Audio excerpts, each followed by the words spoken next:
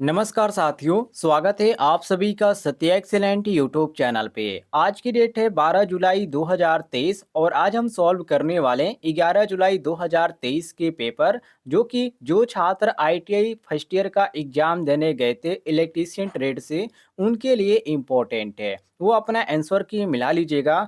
और जिन छात्रों का अभी एग्जाम नहीं हुआ है, आप यहाँ पर क्वेश्चन देखकर आप यहाँ पर अनुमान लगा सकते हैं किस तरह के क्वेश्चन परीक्षा में पूछे जा रहे हैं, और उसी के अनुसार आप कम समय में आप क्वेश्चनों को देख सकते हैं। तो चलिए यहाँ पर क्वेश्चन स्टार्ट करते हैं। और जितने भी क्वेश्चन यहाँ पर मैं आपको बता रहा हूँ, उन छात्रों ने बताया जो कल की डेट में आईटीआई का एग्जाम देने गए थे अपने कॉलेज से। तो चलिए क्वेश्चन स्टार्ट करते हैं।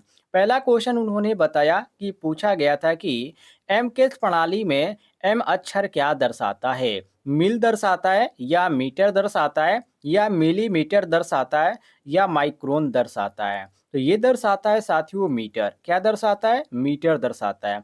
और ऑप्शन नंबर बी में आपको देखने को मिल जाता है बिल्कुल करेक्ट आंसर। आगे देखिए अगले क्वेश्चन को।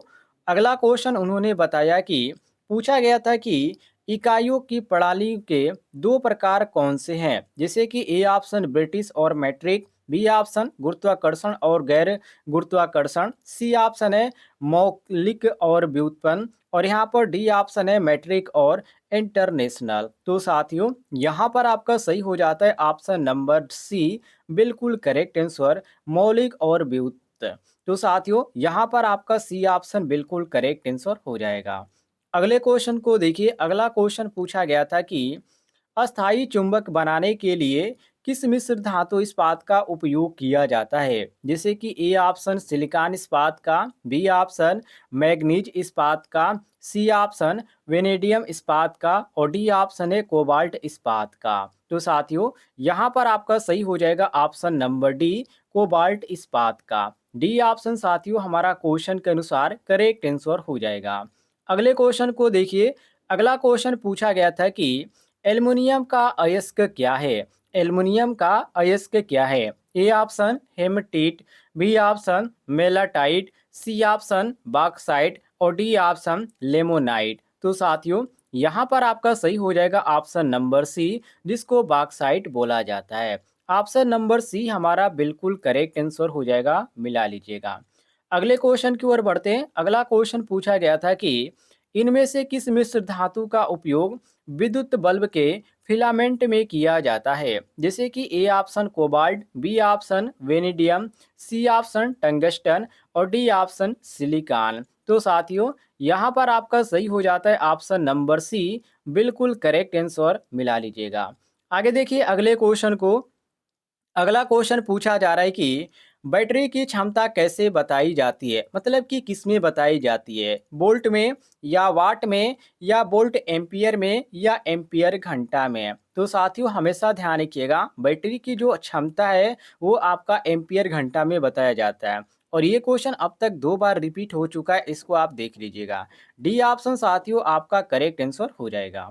आगे देखिए अगले क्वेश्चन को। अगला क्वेश्चन पूछा गया था कि धातु सतह के क्षरण के निरीक्षण हेतु कौन सी तकनीक प्रयोग होती है? ए ऑप्शन आधुनिक सुरक्षा, बी ऑप्शन कैथोडिक सुरक्षा, सी ऑप्शन इलेक्ट्रोलिटिक सुरक्षा, और डी ऑप्शन है स्थिर विद्युत सुरक्षा। तो साथियों यहाँ पर आपका सही हो जाएगा ऑप्शन नंबर बी, जिसको कैथोडिक सुरक्षा के नाम से जाना जाता है। बी ऑप्शन आपका करेक्ट आंसर हो जाएगा।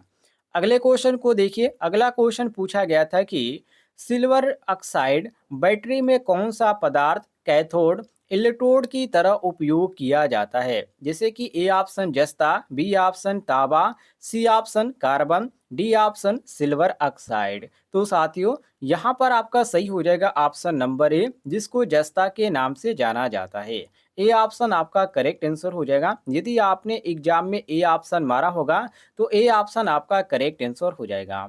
अगला क्वेश्चन पूछा गया था कि शुष्क सेल में धनात्मक इलेक्ट्रोड के रूप में क्या प्रयोग होता है? जस्ता, या कार्बन, या तांबा, या लिथियम? तो इसमें प्रयोग होता है साथियों कार्बन का, जो कि ऑप्शन में आपको बी ऑप्शन देखने को मिल जाता है। बिल्कुल करेक्ट आंसर, मिला लीजिएगा। अगले क्वेश्चन को देखिए। अगला क्वेश्चन पूछा गया था कि पेटेंट होल्डर संयोजन के लिए अंडर राइटर की गांठ का उद्देश्य क्या है? ए ऑप्शन ढीले संयोजन से बचाव, बी ऑप्शन यांत्रिक शक्ति में वृद्धि, सी ऑप्शन अत्यधिक कपर दबाव को रोकना और डी ऑप्शन है सामान के टर्मिनलों से तनाव कम करना। तो पेटेंट जो होल्डर होता है इसका जो प्रयोग किया जाता है वो सामान से तनाव कम करने के लिए किया जाता है, जो कि ऑप्शन में आपको यहाँ पर डी ऑप्शन देखने को मिल जाता है, बिल्कुल करेक्ट आंसर। आगे देखिए अगले क्वेश्चन को। अगला क्वेश्चन पूछा जा रहा है कि डीसी श्रृंखला एमसीबी का अनुप्रयोग कौन सा है? A option AC motor, B option DC motor, C option locomotive, D option है वातानुकूलक कुलुक। तो साथियों यहाँ पर आपका सही होता है ऑप्शन नंबर सी, जिसको लोकोमोटिव बोला जाता है। सी ऑप्शन आपका बिल्कुल करेक्ट आंसर हो जाएगा।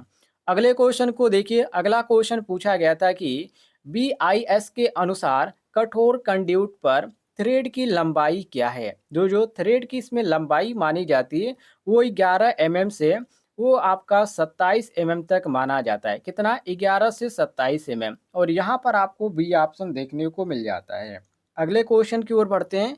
अगला क्वेश्चन पूछा गया था कि 300 वाट से ऊपर के लैंप के लिए किस प्रकार के लैंप धारक का उपयोग किया जाता है? इसमें उपयोग जो किया जाता है वो होता है गोलियत पेच होल्डर का। और यहाँ पर आपको बी ऑप्शन देखने को मिल जाता है, बिल्कुल करेक्ट आंसर मिला लीजिएगा। बी ऑप्शन आपका सही हो जाएगा। आगे देखिए अगले क्वेश्चन को। अगला क्वेश्चन इसमें पूछा जा रहा है कि मौजूदा अर्थ संयोजन में अर्थ प्रतिरोध मान को कम करने के लिए किस पद्धति का उपयोग किया जाता है? जैसे कि इसमें ए ऑप्शन है इलेक्ट्रोड की लंबाई बढ़ाना, बी ऑप्शन धरती के गड्ढों में हमेशा गीला स्थिति में रखना, सी ऑप्शन है गड्ढे और रेत तथा चारकोल भरना और डी ऑप्शन है भू इलेक्ट्रोड का व्यास बढ़ाना। तो साथियों यहाँ पर आपका सही हो जाता है ऑप्शन नंबर बी, बिल्कुल करेक्ट आंसर, धरती के गड्ढों में हमेशा गीला स्थिति में रखना। बी ऑप्शन आपका करेक्ट आंसर हो जाएगा। आगे देखिए अगले क्वेश्चन को। अगला क्वेश्चन पूछा गया था, यहाँ पर क्वेश्चन को ध्यान से देखिएगा। इसमें पूछा गया था कि सिस्टम अर्थिंग कहाँ किया जाता है, मतलब सिस्टम अर्थिंग का प्रयोग जो है हम कहाँ पर करते हैं? जैसे ए ऑप्शन जनरेटिंग स्टेशन में, बी ऑप्शन विद्युत लेपन में, सी ऑप्शन छोटी औद्योगिक स्थापना में या घरेलू वायरिंग स्थापना में। तो साथियों यहाँ पर आपका सही हो जाता है option number A, generating station में। ए ऑप्शन आपका क्वेश्चन के अनुसार करेक्ट आंसर हो जाएगा, मिला लीजिएगा।